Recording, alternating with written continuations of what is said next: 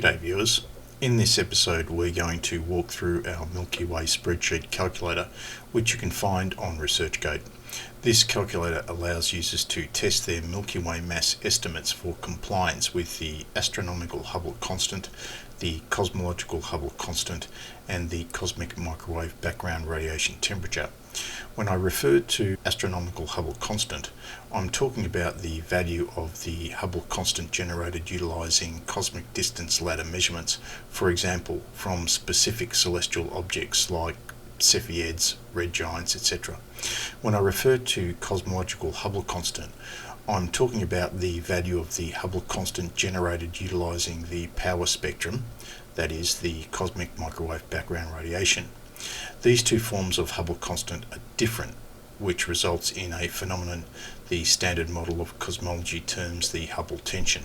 However, I should take this moment to point out that the research article associated with this spreadsheet proves that the so-called Hubble tension doesn't exist. It is fictitious, and the standard model of cosmology is fine. It isn't broken. We prove that the so-called Hubble tension doesn't exist. We achieve this by generating both forms of the Hubble constant utilizing a single equation, which you can see at the top of the screen, expressed as h as a function of r and m. If the Hubble tension was a genuine issue, we'd need two equations, not one, in order to calculate both values. Anyway, you can learn more about that in our research article. Okay, let's review the spreadsheet. Firstly, I'll emphasize that this spreadsheet is protected, but it is not password protected, so you can unlock it and change anything you like. If you make a mess, don't worry, just delete your local copy and download a fresh one. The spreadsheet contains a lot of information, but users don't actually need to interact with much of it, so don't worry. You can see 4 tabs: the Instructions and Calculators tab, the Watkins 2019 Results tab, the EDI 2015 to 2019 Results tab, and the Ideal Solution tab. The Watkins 2019 Results tab and the EDI 2015 to 2019 Results tab are associated with the companion artifacts you can see on screen, so we don't need to worry about them in this video. What we'll focus on now is the Instructions and Calculations tab and the Ideal Solution tab. Most of the information on the Instructions and Calculators tab should be intuitive, but I urge all viewers to read everything on the tab carefully. It contains very useful and relevant instructions on how to use the spreadsheet. This tab contains 2 calculators, a flat cosmology calculator and a non-flat cosmology calculator. The flat cosmology calculator allows users to input 2 sets of estimates simultaneously, whilst the non-flat cosmology calculator allows users to input 6 sets of estimates simultaneously. An important feature appearing beneath each default example is the information shown in blue text.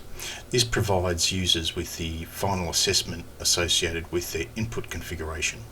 We'll take a closer look at that when we execute some sample calculations a bit later. The cells with yellow shading denote the mathematical output associated with user inputs. For example, with respect to the inputs associated with the first default example appearing on screen, we can see that the astronomical Hubble constant is 72.8 kilometers per second per megaparsec. The cosmological Hubble constant is approximately 67.12 kilometers per second per megaparsec, and the cosmic microwave background radiation temperature is 2.7255 Kelvin. Underneath the first and second test steps, you'll see the final assessment appearing in blue text. In this case, we see that the encircling radius and mass estimates are valid, and that the virial mass estimate is also valid. Pretty much you can leave this entire section as is, unless you really want to change things. All user inputs appear as light brown / pale olive shaded cells. However, if you do want to change things, you'll need to understand what it is that you are changing. To do this, read the comments in the indicated cells. I'll run through the comments with you now so that you can see what I mean. This is the solar distance to galactic centre as published by the Particle Data Group. Here we have the cosmological constant, which has been derived from power spectrum measurements as published by the particle data group. Here we have the astronomical Hubble constant, which is derived from cosmic distance ladder measurements and is applicable to flat universe cosmology.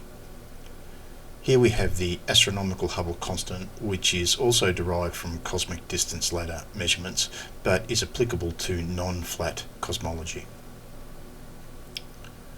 Here we have the cosmic microwave background radiation temperature as specified by the particle data group. Here we have the tolerances related to the values that we've just covered in column B. Let's now do some sample calculations. To make things easier myself, I'm going to use information from the Watkins 2019 tab.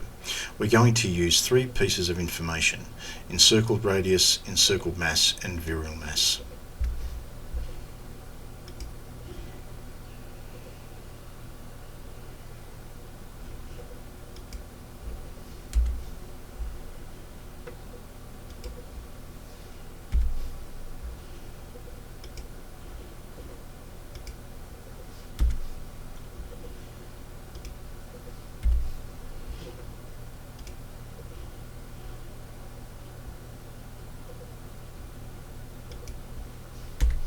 As you can see, the blue text tells us what the Watkins 2019 configuration, which we have used, means.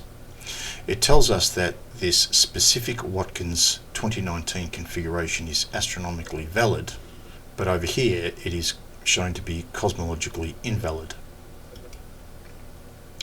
What this value means is that the astronomical Hubble constant resides within the acceptable range, whilst the cosmological Hubble constant and CMBR temperature breach particle data group limits.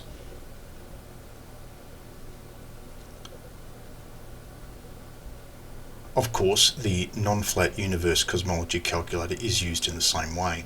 To cut a long story short, this calculator shows that a non-flat universe model breaches particle data group cosmic microwave background radiation temperature limits. In other words, this calculator says that the universe is flat, which of course agrees with all experimental observation to date, so no surprises here. Let's now take a look at the ideal solution. This page is fairly self-explanatory, but we'll walk through it anyway. The first block of information displays the Milky Way virial limits, which satisfy the particle data group cosmological constant limits only. The second block of information displays the Milky Way virial limits, which satisfy the particle data group cosmological constant and cosmic microwave background radiation temperature limits simultaneously. The third block of information displays the Milky Way encircling limits, which satisfy astronomical Hubble constant limits. The fourth block of information displays the Milky Way virial limits, which satisfy the particle data group cosmic microwave background radiation temperature limit exactly. And finally, the graph is just a visualization of the information contained within the tables appearing on screen. Okay, that's enough from me. I hope you enjoyed the tutorial. Cheers.